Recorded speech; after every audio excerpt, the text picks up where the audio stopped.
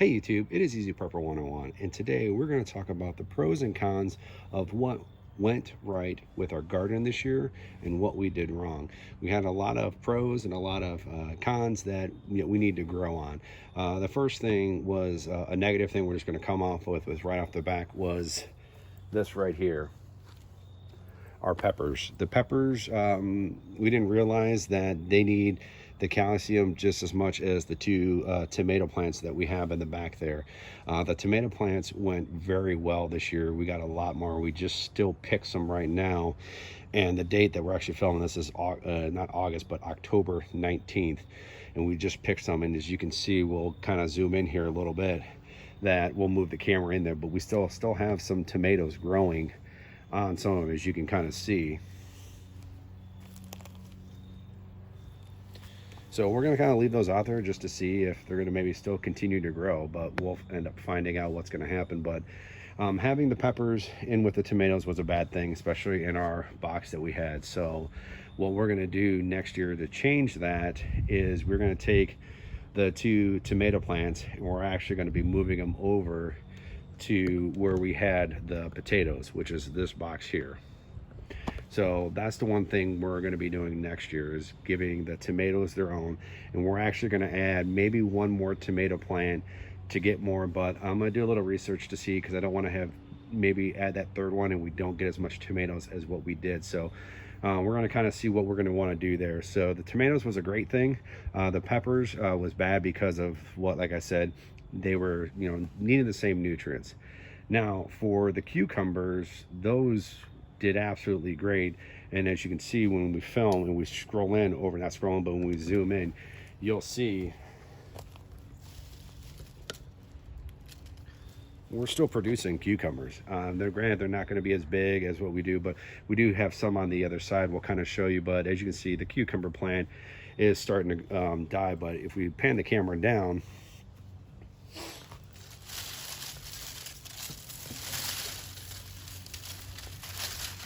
we still have some baby cucumbers that we could probably turn into pickles if we wanted to, which that might be the case. So, but for the cucumbers, and that was just one plant, and that produced so many cucumbers, we're happy. So what we're going to be doing for the 2020 year, so we're going to take the cucumber plant, and it's going to go to the back wall there where the tomatoes are. So that's going to go straight back, and then we're going to stick with the peppers. But I think we might just go with 2 peppers instead of 3, just so we're not taking up the nutrients in the soil for that. So that's what we're going to be doing with this box here. And then the second box, when we turn the camera over to it, this is where we had our potatoes, where we had the Yukon Gold and the Redskins. That was it was a success in a way. We got about a little over 6 pounds or 6.5 pounds, I believe, of the Redskins, which was good. But I think we just had too many potatoes in there for them really to grow for that date and time, what it said. So I think next year what we're going to be doing is, we're going to turn the camera here, is the bag right there is, I still try to grow some stuff. That green on there is not anything growing. That was from picking the tomatoes.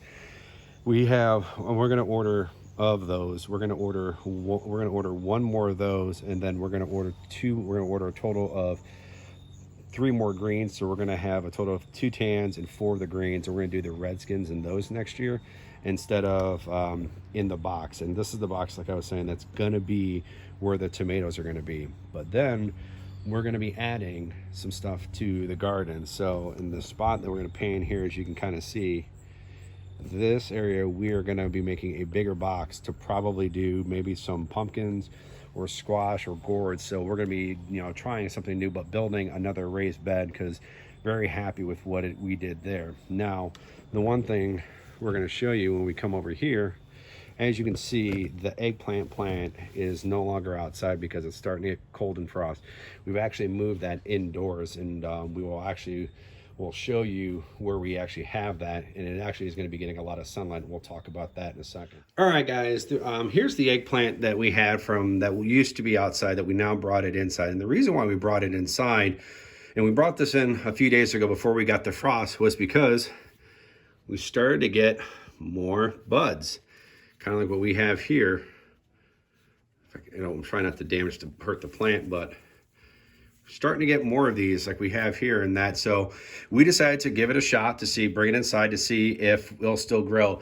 And we have above it is our skylight, so which actually will give it plenty of sun that it will need, and we keep the house at a good temperature. So we'll probably, I'm going to be doing is I gotta clean up some of the dead leaves that have kind of fallen in here, but we're going to try to see if we can try to still grow some more eggplant. Maybe we'll see if that's going to happen, but this eggplant from these two, from what we produced, was really good. And what we're going to be doing is right next to where the cucumbers and the tomatoes, where this is where this used to be, we're going to build another box, and we're going to be building it just for the eggplants. And we're going to, instead of having two, we're probably going to do 3 to 4 in there as well, because the eggplants, you know, produced a lot for us to make eggplant parmesan, which was very good.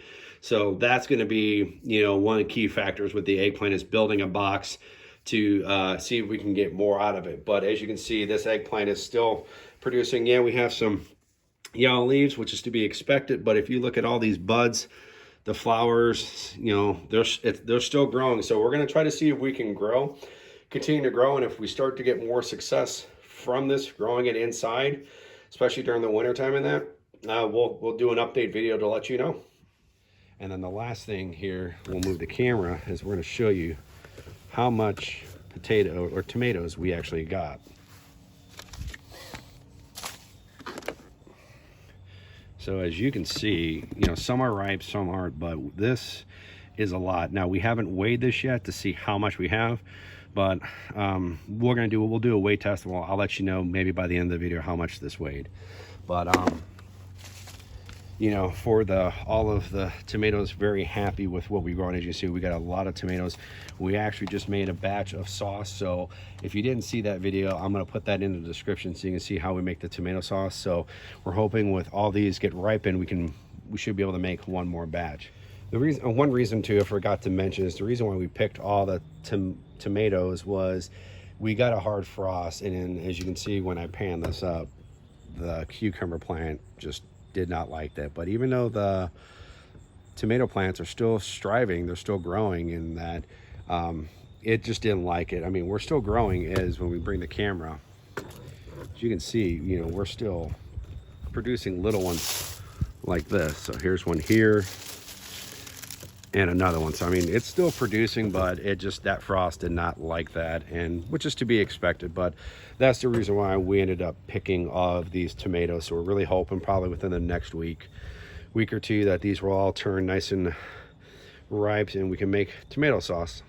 Now to go on from the garden aspect of what we did right, what we did wrong, we're going to talk about the solar kit. We're just going to kind of raise up right there so you can kind of see the panel.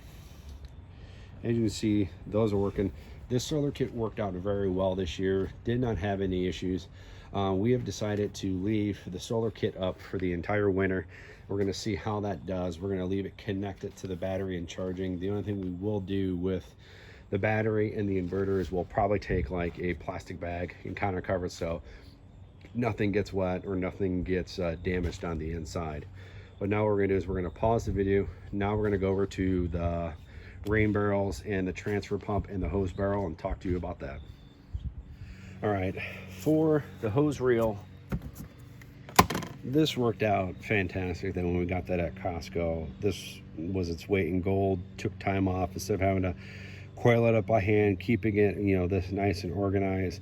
The one downfall that we did find from this was having a 100-foot hose. Definitely it takes a little bit longer to roll up the hose, and because of us using a transfer pump and using the solar battery, it's going to be slower than if you're using just regular straight power from your house. And we kind of figured out with 100-foot is just, it was a little overkill for us. So what we're going to be doing is we're going to be changing out for what our setup is from a 100-foot to a 50-foot hose, because you still get a little more extension from the connector hose that this comes with.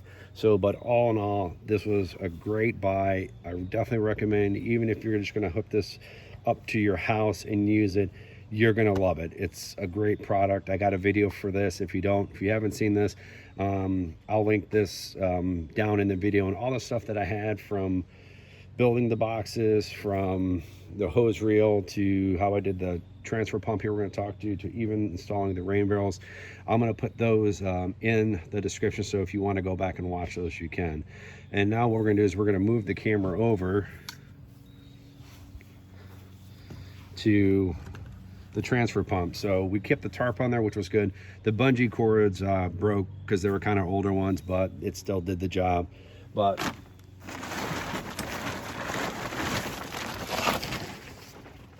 all in all, this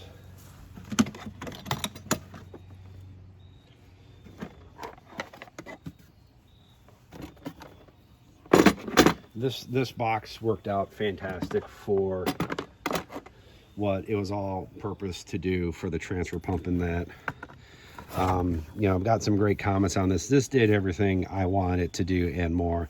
I still don't see this having a problem for next year, but in all, this was a very good buy for what we were doing. It worked out great, and this box transfer pump was great. So all in all, if you're going to kind of do this setup, getting a small transfer pump like that is going to be good. Then we'll come over to the rain barrels. I kind of do apologize if you do hear my neighbor is trimming his grass, but the water pump, these rain barrels worked out absolutely fantastic. I will definitely, with what we're going to be doing this year, we're probably going to add one more. So we're going to be modifying.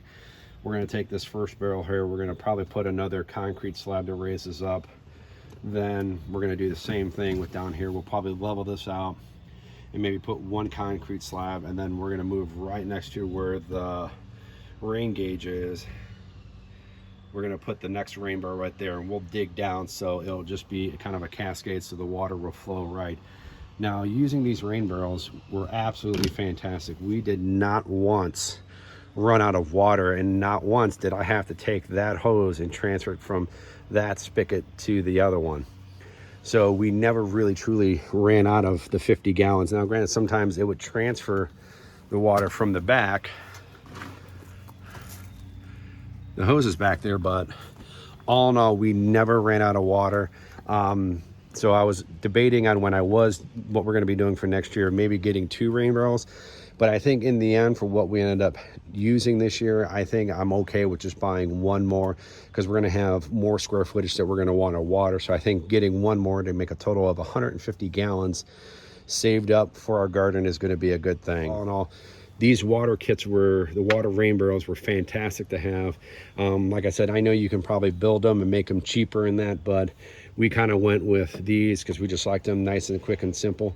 Now we're going to be getting ready to break all this stuff down, so we're going to do a video for that, just kind of showing you, you know, probably emptying them, cleaning it. You know, there's the dirt on top that we're going to clean, trying to make them all nice and, you know, pretty as much as we can. I mean, they've been outside, but these things have done their job. No leaks, no nothing from all that. But all in all, the rain barrels, as you see here, were a success. Not going to change anything on the rain barrels.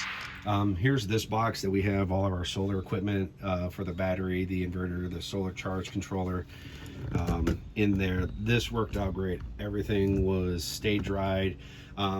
In the wintertime, what we're going to end up doing is when we close this, we'll leave everything charging. The only thing I'll probably do, just to make sure, is the inverter right there. We'll pull that inside just to make sure that if this gets wet, we're not losing everything in here. But so all in all, this was a fantastic first year of gardening for me, and I had a great time doing it, and I just enjoyed it. Me and my wife enjoyed coming out every day to see what was growing and just seeing how everything was growing and popping up. It was a blast. We had a great time, and we're thinking about what we can add for next year to this garden. So all in all, great garden season for me for the 2019 year. Now we'll be looking forward to the gardening for the 2020 year. So gonna wrap this video up. Sorry it was a little long, and I know I kind of repeated myself in some areas, but definitely, you know, we learned some lessons this year on growing this garden, and you know, next year hopefully the changes we're gonna make will make us grow more stuff, and we'll see what happens. So If you have any comments or questions, or if you think of something I might be able to do better, please write those down below, because I would love to hear it. Also, please hit the thumbs up button if you enjoy this video, and if you haven't, please hit the subscribe button. Thank you guys so much, and we will catch you guys down the road.